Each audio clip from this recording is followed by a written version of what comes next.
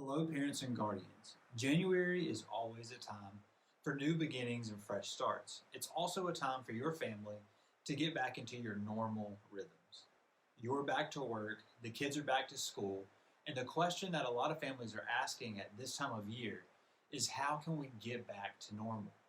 During the fall, we had our annual New Rhythms class where we discussed how the church can play an important part in your family's normal routine. In our New Rhythms class, we defined a spiritual rhythm as time in your everyday life where you choose to take a moment to focus on faith. Choosing to incorporate spiritual rhythms in the routines that already exist for your family sends an important message to your kids about what they should value because we make time for the things that we care about most. So, my first encouragement for you this year is to be discipled. If you plan to model your faith at home and raise your children as followers of Jesus, then you set the example by following first. And one of the best things that you can do for your child when it comes to faith is to join a connect group. Take advantage of the opportunity to show up regularly to a group like #adulting so that you can learn and grow in faith with others who are trying to learn and grow too. If you aren't connected to a group, you can check out elkinfbc.com/connect for a list of options. Now, once you're investing in your own faith, it becomes more natural to invest in your children's faith as well. And the Bible actually sets us up with a pretty great spiritual rhythm in Deuteronomy 6:5-7. It says, "And you must love the Lord your God with all your heart, all your soul, and all your strength. And you must commit yourselves wholeheartedly to these commands that I am giving you today. Repeat them again and again and again to your children. Talk about them when you are at home and when you are on the road, when you are going to bed and when you are getting up." Moses was telling the people that the Ten Commandments should be followed in the land and that these laws should be taught to their children. And what's so great about this is how the laws are worked into a routine that people already had. And when your family does this too, it makes Jesus a natural part of your everyday life. The four rhythms that we all have are being at home, being on the road, going to bed, and getting up in the morning. So a growing faith isn't just a church thing. So think about moments at home where everyone is normally together, like dinner around the kitchen table. A simple rhythm here could be prayer before you eat.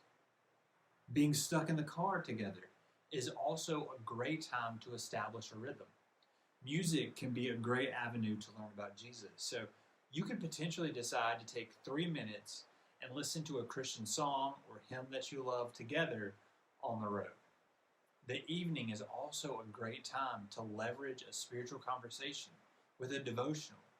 Elementary and youth students have access to brief devotions that go along with what we're learning on Sundays and on Wednesdays.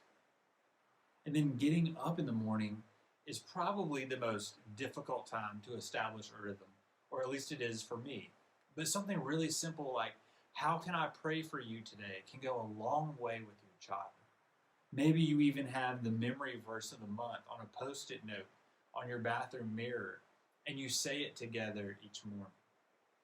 There are a lot of great ways to establish spiritual rhythms with your family. And one way that we resource you is the Parent Cue. This document is given at the start of each series that we do, and it contains the theme of the month, the monthly memory verse, each week's Bible story and main point, and cues for you to build rhythms with your family in the four areas that we just mentioned. The Parent Cue is a great starting point to begin planning your spiritual rhythms. In the New Rhythms class, I said that no matter how you decide to work out your routine, being successful at this requires four things.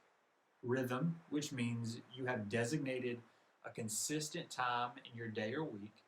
Intentionality, which means you are planning your times with purpose. Simplicity, which means your spiritual rhythms fit well into your existing routines and they aren't overly complicated or overwhelming. And tangibility, which means using physical reminders that you can see or touch to help you remember your spiritual practice. You probably remember the calendar that I gave you as homework.